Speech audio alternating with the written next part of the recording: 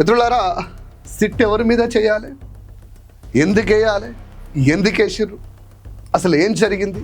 బాధితురాలు ఎవరైనా వచ్చి కంప్లైంట్ చేసిందా, లేదంటే ఆ మంత్రి గారు వచ్చి రిటర్న్గా ఏమైనా కంప్లైంట్ రాసిండా? అసలు ఎందుకు ఈ సిట్ వేసిర్రు? ఎవరైనా సిట్? అసలు ఏం జరుగుతుంది?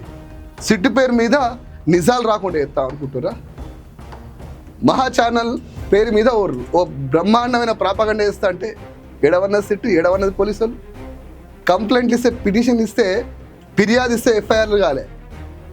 నేనే 4-5 ఫిర్యాదులు ఇచ్చిన చేతనైతే వాటి మీద ఎఫ్ఐఆర్ 5 ఫిర్యాదులు ఇచ్చిన. 1 టౌన్లో, సిద్దిపేట 1 టౌన్లో, 2 టౌన్లో కూడా ఇచ్చిన. చచ్చిపోయిన మా అక్కకి